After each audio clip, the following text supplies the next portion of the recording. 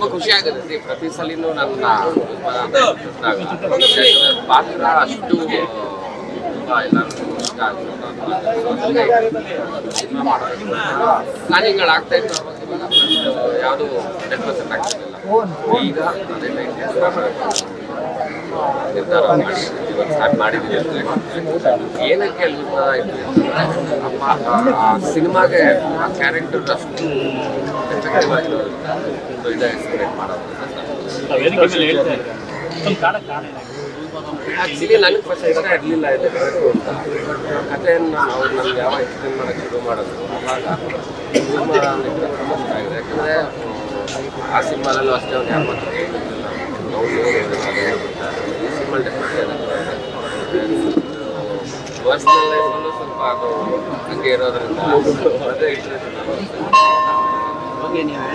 ಯಾರು ಮಾತ್ರ ಕೇಳಲ್ಲ. ಇಲ್ಲ ಅದು ಕೇಳಿದ್ರೆ ಅಂದ್ರೆ ಏನಾಗುತ್ತೆ ಅದು ಸಿಚುವೇಶನ್ ತಕ್ಕಂಗೆ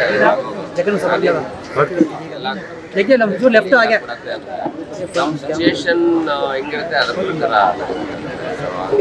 ನಾನು ನನ್ನ ಲೈಫಲ್ಲಿ ಏನು ಮಾಡಬೇಕು ಅಂದ್ಕೊಂಡು ಅದು ಮಾಡಿದ್ದೀನಿ. ಇವಾಗ ಏನು ಮಾಡಬೇಕು ಏನು ಮಾಡಬಾರ್ದು ಅಂತ ಗೊತ್ತಿರೋದ್ರಿಂದ ಇದನ್ನು ಮಾಡ್ತೀನಿ. ಕನ್ನಡ ಇಂಡಸ್ಟ್ರಿ ಜೊತೆಗೆ ಒಂದು ವಿಚಾರ ಕೇಳಬಾರ್ದು. ಇಂಡಸ್ಟ್ರಿಯ ಒಗ್ಗಟ್ಟಿಲ್ಲ ಮಾಡ್ಕೊಡ್ತೀವಿ ಸರ್. ಇಲ್ಲ ಆ್ಯಕ್ಚುಲಿ ಏನು ಗೊತ್ತಾ, ಲೀಡ್ ಇಲ್ಲ ಅನ್ನೋದಕ್ಕಿಂತ ಒಬ್ಬ ಲೀಡರ್ಗೋಸ್ಕರ ಯಾಕೆ ನಾವೆಲ್ಲರೂ ಸೇರ್ಬೋದಲ್ಲ. ಸೇರ್ಬೋದು. ನಮ್ಮದೇ ಆರ್ಟಿಸ್ಟ್ ಪ್ರೊಡ್ಯೂಸರ್ ಅಸೋಸಿಯೇಷನ್ ಅದ, ಫಿಲ್ಮ್ ಚೇಂಬರ್, ಎಲ್ಲರೂ ಒಂದು ಕಡೆ ಸೇರಬೇಕು. ಸೇರಾದ್ಮೇಲೆ ನೋಡೋಣ ಯಾರು ಲೀಡರ್ ಆಗ್ತಾರೆ ಏನೋ ಅನ್ನೋದು. ಬಟ್ ಎಲ್ಲರೂ ಒಂದು ಕಡೆ ಸೇರಬೇಕು. ಮುಂಚೆ ಆದರೆ ಸಾಕಷ್ಟು ಕಾರ್ಯಕ್ರಮಗಳಾಗುತ್ತೆ. ಅವಾರ್ಡ್ ಫಂಕ್ಷನ್ಗಳಿರ್ಬೋದು ನಮ್ಮಲ್ಲೇ ನಡೆಯುತ್ತಿತ್ತು. ನೀವು ಚಾನಲ್ ಅವ್ರು ಮಾಡ್ತಿದ್ರು ಎಲ್ಲ ಆಯಿತು. ಈಗ ಅದೆಲ್ಲ ಸ್ಟಾಪ್ ಆಗಿರೋದ್ರಿಂದ ಯಾರು ಎಲ್ಲೂ ಸಿಗ್ತಾ ಇಲ್ಲ. ಅವ್ರ ಕೆಲಸದಲ್ಲಿ ಅವ್ರು ಬಿಸಿ ಇದ್ದಾರೆ. ಒಗ್ಗಟ್ಟಿಲ್ಲ ಅನ್ನೋದು ಅಷ್ಟೊಂದು ಸರಿ ಅನ್ಸಲ್ಲ ನನಗೆ. ಎಲ್ಲರೂ ಸಿಗ್ತಾಗಿಲ್ಲ, ಚೆನ್ನಾಗೇ ಇರ್ತೀವಿ. ಹಂಗೆ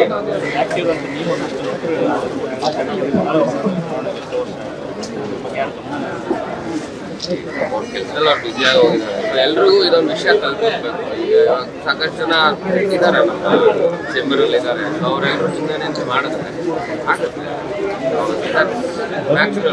ಸರ್, ನಿಮ್ಮನೇಲಿ ಒಬ್ರು ಹೆಣ್ಮಕ್ಳು ಇದ್ದಾರೆ. ನೀವು ಕೂಡ ಹೆಣ್ಮಕ್ಳು ಅಂತಂದಾಗ ತುಂಬಾ ಪ್ರೀತಿಯಿಂದ ಕಾಣ್ತೀವಿ. ಸೊ ಈಗ ಪ್ರೆಸೆಂಟ್ ಸಿಚುವೇಶನ್ ನಿಮ್ಗೆ ಗೊತ್ತಿದೆ.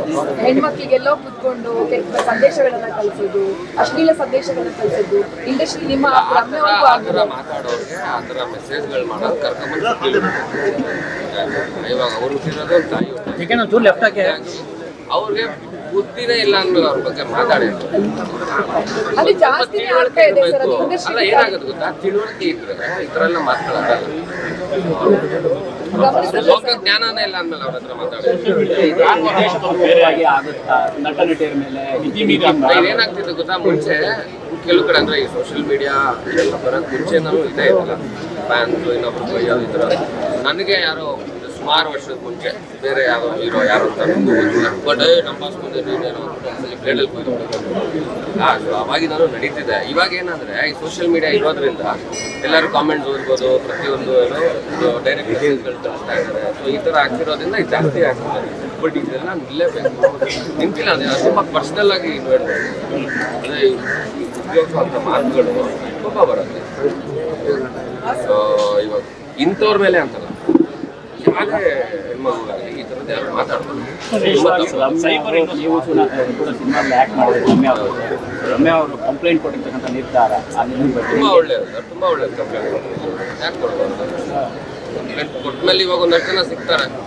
ಕರ್ಕೊಂಡೋಗಿ ಸ್ವಲ್ಪ ಅವ್ರ ಬೆಂಡೆ ಹಾಕಿದ್ರೆ ಗೊತ್ತಾಗುತ್ತೆ ನೆಕ್ಸ್ಟ್ ಇನ್ನೊಬ್ಬ ಮಾಡಲ್ಲ ಅಂತ. ಸರ್, ನಿಮ್ಗೆ ಅನ್ಸಿದ್ಯಾ ಅವ್ರು ದರ್ಶನ್ ಅವರು ಅಟ್ಲೀಸ್ಟ್ ಮುಂದೆ ಬಂದು ಈ ತರ ಸಂದೇಶಗಳನ್ನ ಕಳಿಸ್ಬೇಡಿ ಅಂತ ಅವ್ರು ಹೇಳ್ತಾ ಇಲ್ಲ? ಎಲ್ಲರ ಆಗ್ರಹ, ಎಲ್ಲರ ಯೋಚನೆ ಏನಪ್ಪ ಅಂದ್ರೆ ಅಟ್ಲೀಸ್ಟ್ ಸುಮ್ಮನಿರಪ್ಪ ಅಂತ ಹೇಳ್ಬೋದಿತ್ತು. ತುಂಬಾ ಒಳ್ಳೇದು. ಬಟ್ ಯಾಕೆ ಮಾಡ್ತಿಲ್ಲ ಅಂತ ಮಾಡಿದ್ರೆ ತುಂಬಾ ಒಳ್ಳೇದು. ಅವರು ಬಂದು ಹೇಳ್ಬೇಕು.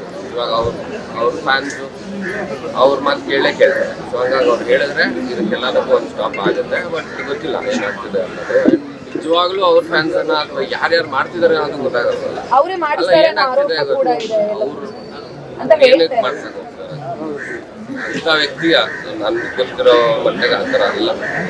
ಏನಾಗುತ್ತೆ ಗೊತ್ತಾ, ಇವಾಗ ಅವ್ರ ಫ್ಯಾನ್ಸೇ ಅಂತ 100% ಹೆಂಗೆ ಮುಖ ಕಾಣಿಸ್ತಿಲ್ಲ, ಮುಖನೇ ಕಾಣಿಸ್ತಿರೋ ಅಕೌಂಟ್ಗಳಲ್ಲಿ ಈ ಥರ ಬೇವರ್ಸಿ ಕೆಲಸ ಮಾಡ್ತಾರೆ ಯಾರಿಗೆ ಅಂತ ಹೇಳ್ತೀನಿ.